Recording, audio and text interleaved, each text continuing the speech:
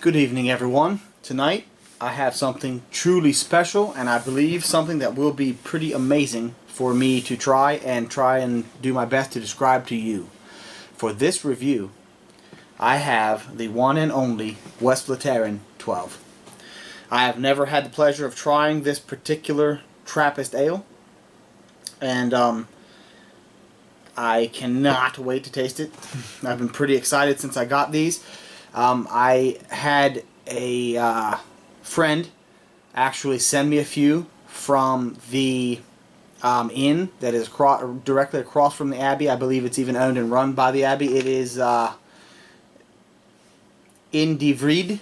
I don't know if I'm pronouncing that correctly, but he sent me a couple of their, I believe, like their placemat or their place, the napkins for the places they set at their tables. He also sent me, I'm not sure what this was, probably a little thing that sat on the tables also. It's got a little picture of each of the Blonde, the 8, and the 12, the 3 beers that the Abbey makes.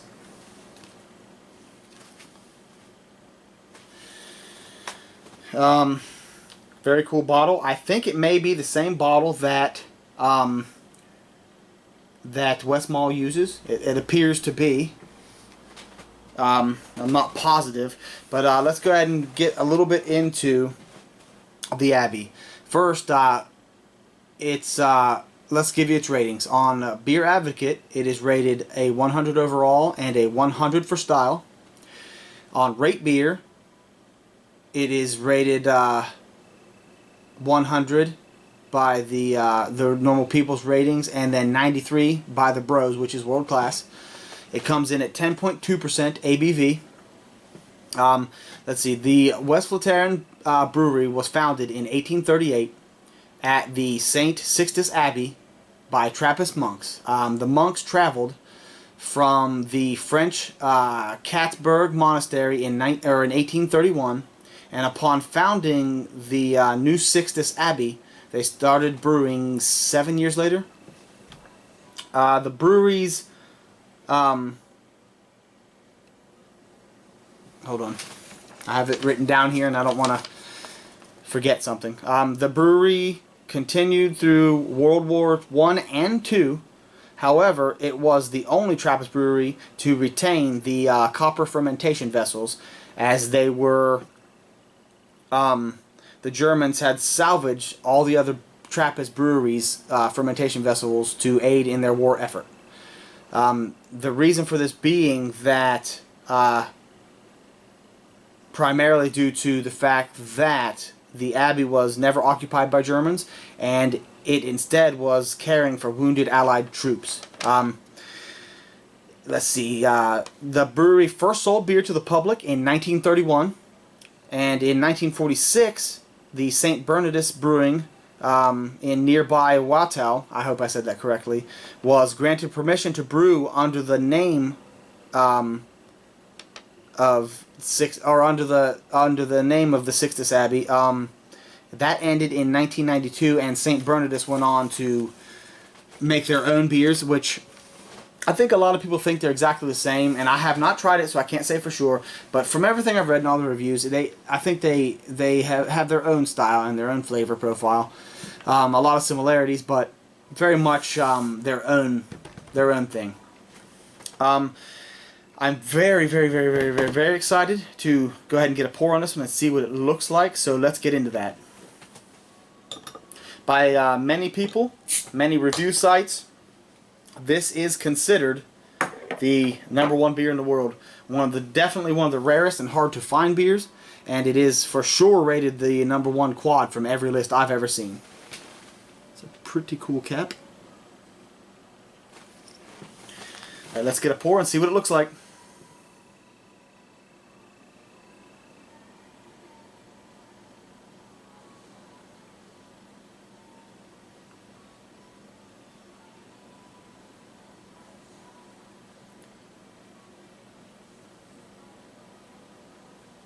Now, I usually, honestly, pour the sediment in, but this beer has a lot.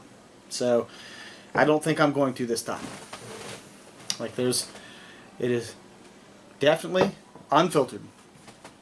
Well, it pours with a nice finger and a half of a very thick, very rocky,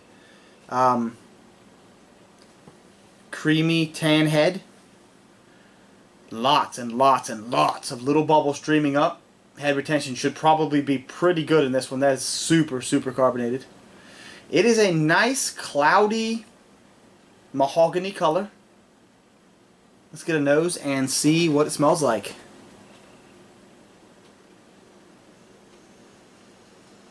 Oh, it smells very good. Right off, I get that definite Belgian yeast characteristics. The pepper, sort of a peppery, estery smell. I get plums, like some raisins, figs. Definite detectable roastiness, biscuit, like a biscuit sort of a malt smell. Dark bread. A little bit of caramel, a little honey maybe, molasses. A very, very complex smelling beer. Let's get a taste and see what it tastes like.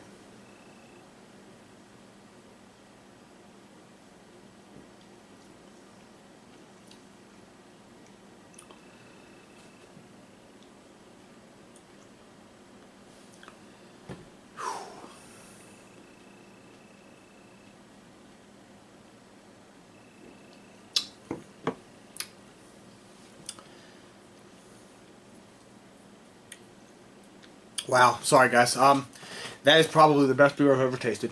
I know, like, it gets a lot of hype, and I was expecting a lot out of it, and I guess maybe that might influence what I'm tasting now because I was so excited to try it. But this is a wonderful, wonderful beer.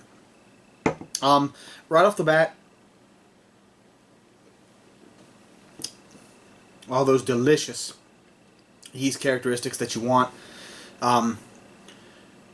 Fig, a lot of dark fruits like plum,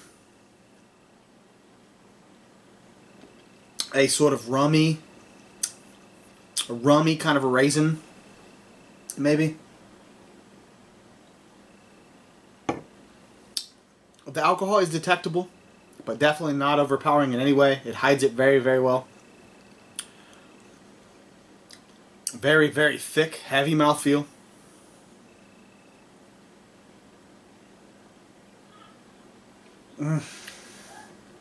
As you can see, head retention is quite good. Lots of nice lacing.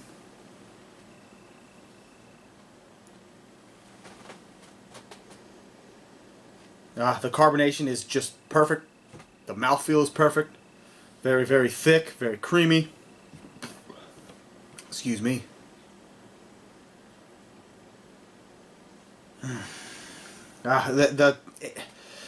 I think it's probably the first time I've ever tasted an ale that tasted exactly as it smelled.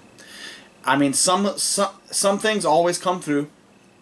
You know, say I smell, I don't know, just to give a round number, say I smell 5 or 6 different things.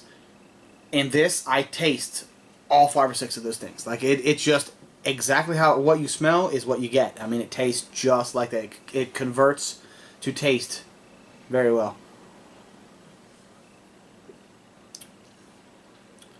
I mean, it can't get better than this.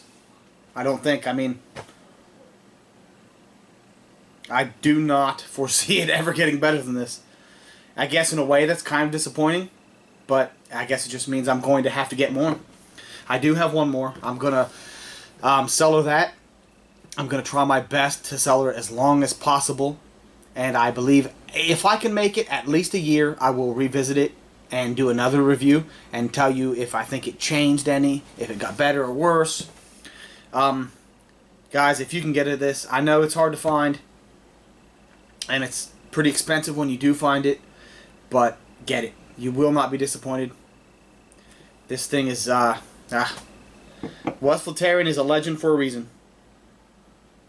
There's nothing else I can say. Westvleteren is a legend for a reason. These monks know what they are doing. They have not increased production. Something else I wanted to let you guys know. They have not increased production to help fill demand in, as far as I know, 100 years.